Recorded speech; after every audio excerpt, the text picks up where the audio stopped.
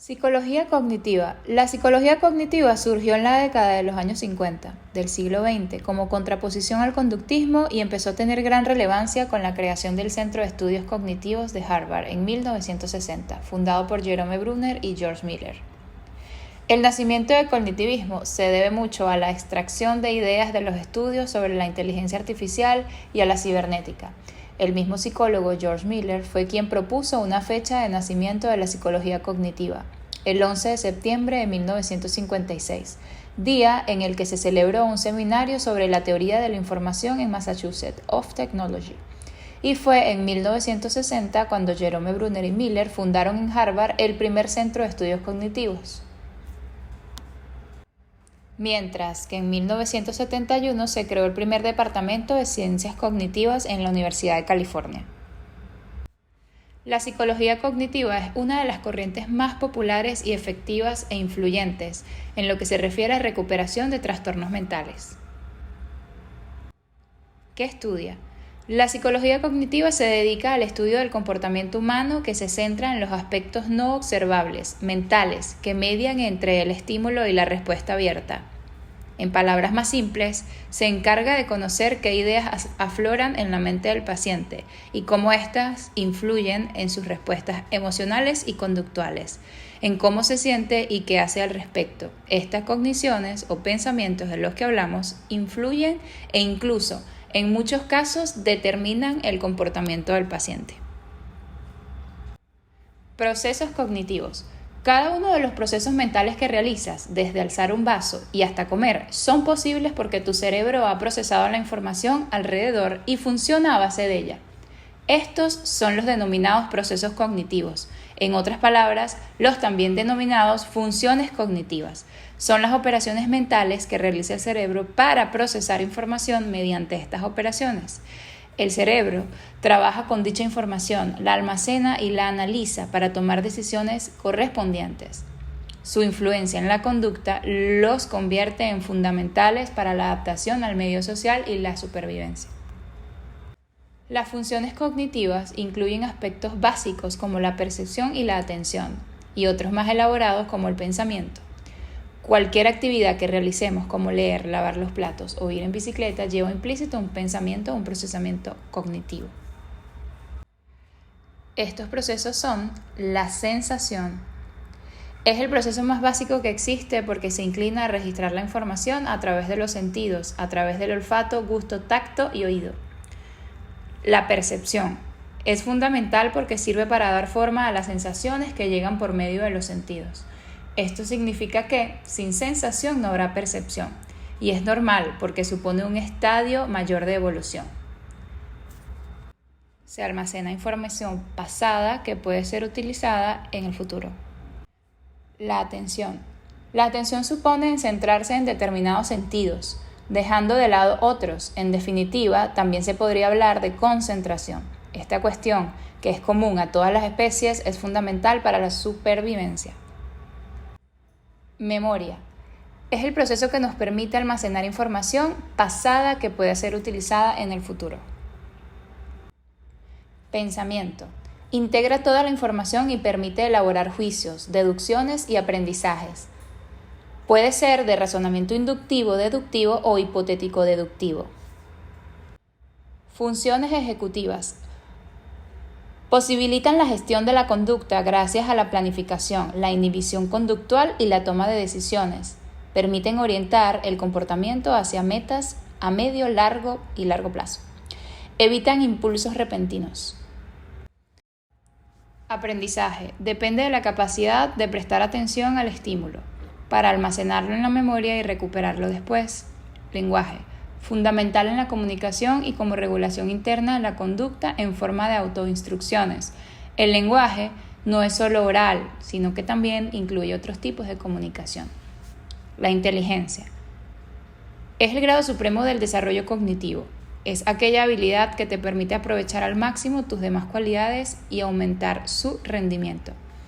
Ventajas de la psicología cognitiva.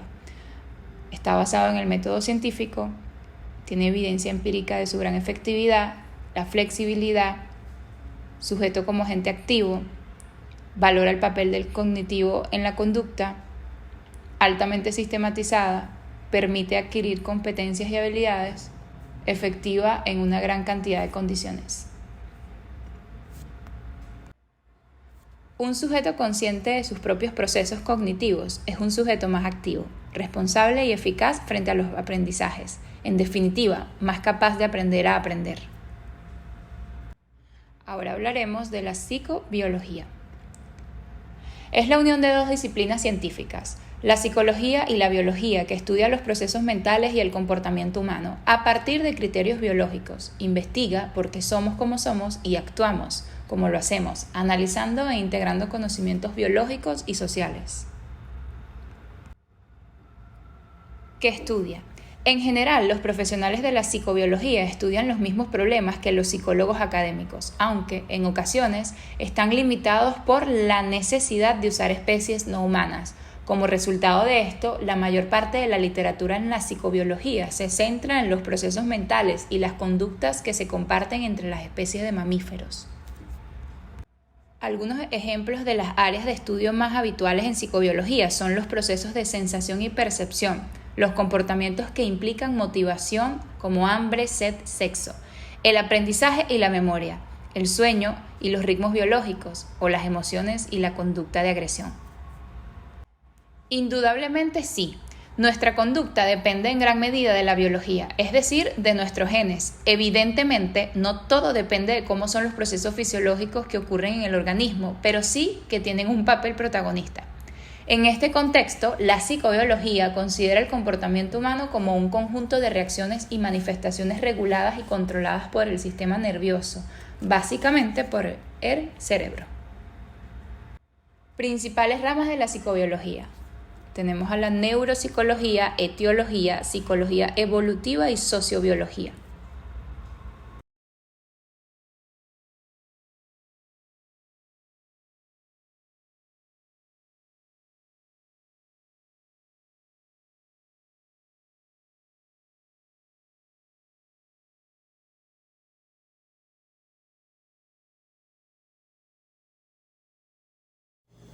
Genética conductual. La genética conductual es la ciencia que estudia cómo los genes determinan los rasgos psicológicos y conductuales de un ser humano, asimismo como su comportamiento y el de sus descendientes. Objeto de estudio. Estudia cómo la genética influye en la conducta, las características conductuales, las conductas observables, las características cognitivas y las características de la personalidad.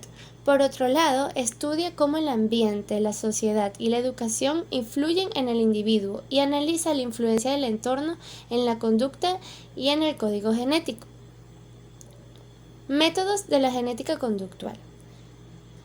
La genética conductual tiene como métodos el estudio de gemelos, el cual compara comportamiento de los gemelos monocigotos y dicigotos en ambientes similares.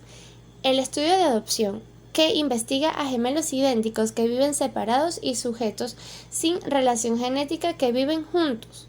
Estudios de familia. Observa los comportamientos descendientes de un grupo familiar genéticamente emparentados. Supuestos de la genética conductual.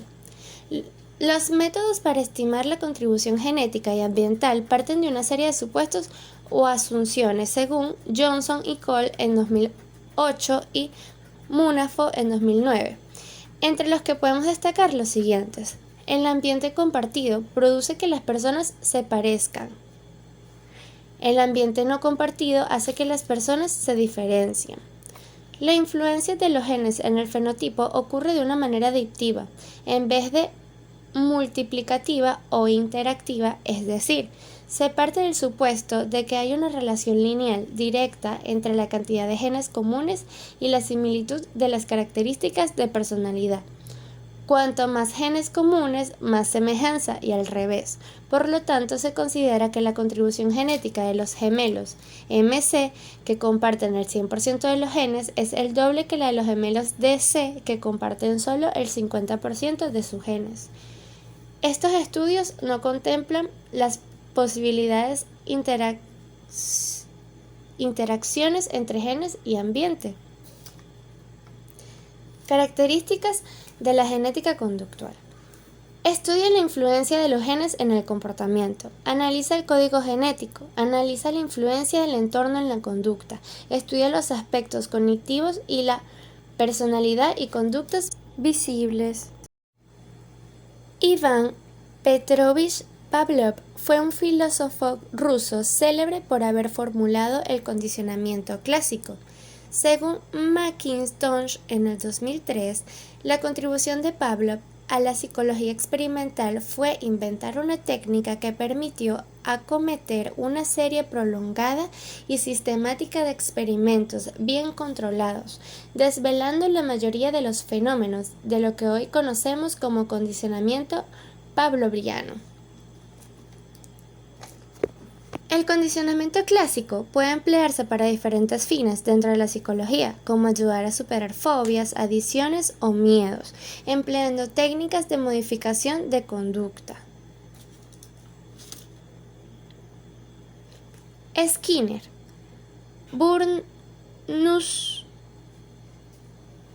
Frederick Skinner fue un psicólogo, filósofo social, inventor y autor estadounidense que condujo un trabajo pionero en la psicología experimental y defendió el conductismo, que considera el comportamiento como una función de las historias ambientales de refuerzo.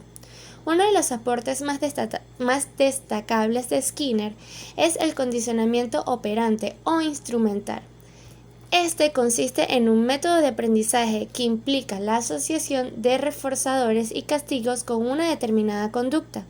Entre los experimentos más célebres de Skinner, cabe citar el adiestramiento de unas palomas para jugar al ping-pong, llamada la caja de Skinner, todavía hoy utilizada para el condicionamiento de animales, o el diseño de un entorno artificial específicamente pensado para los primeros años de vida de las personas.